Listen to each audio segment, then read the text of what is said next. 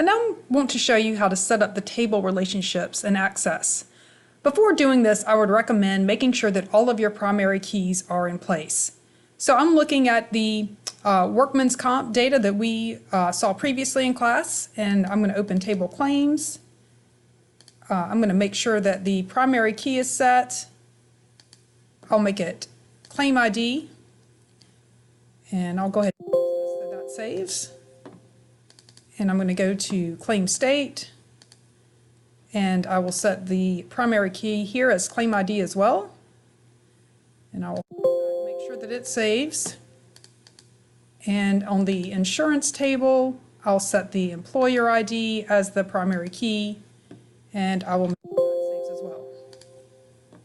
All right, so to find the relationships option, I'm going to go under Database Tools and Relationships.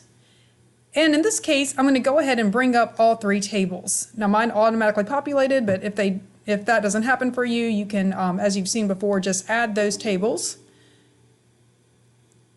In fact, I'll just go ahead and add all three, and then I'll remove them. All right, and so obviously I don't need them in here multiple times, so I'm just going to delete the multiples, but you just want to have all three tables showing here. And we're just going to drag the linking field. So we're going to join these two tables by the claim ID. I'm not going to enforce referential integrity in this case. I am going to note that my relationship type is one-to-one, and that's okay. I'll just click create. And we can look at this join type property. We're going to leave this as an inner join. And then now I'll come over here and I'm going to link these two by their common field, which is the employer ID. Now this has a one-to-many relationship, and we'll look at the two tables and talk about why that works. And let's see. We'll take a peek at the join type. It's an inner join, and that's what we want for this example, so I'm going to leave that alone. And we're going to just leave this unchecked, but that's where you would check if you wanted to enforce the referential integrity. Okay, so let's see, why did that not link? Let's just go ahead and drag it again. And oh, I forgot to click the create.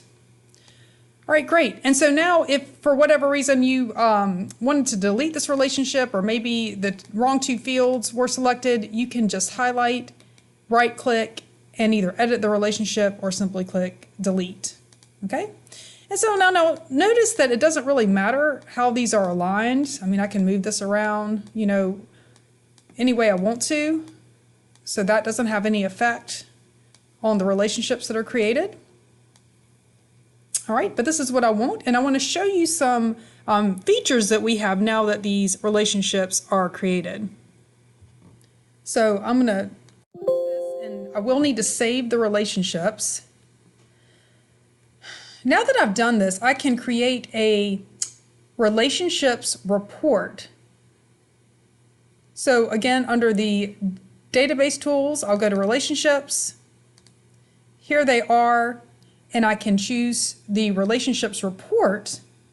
And you'll need to do this in your upcoming database project, and I'll need to export that to a PDF. So that option is right here.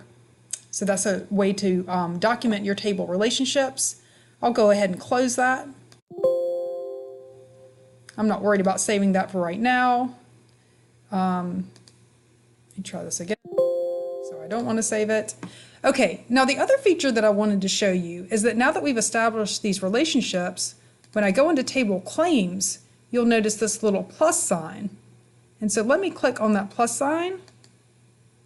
And it's going to show me now the affiliated state because I've linked those two tables together.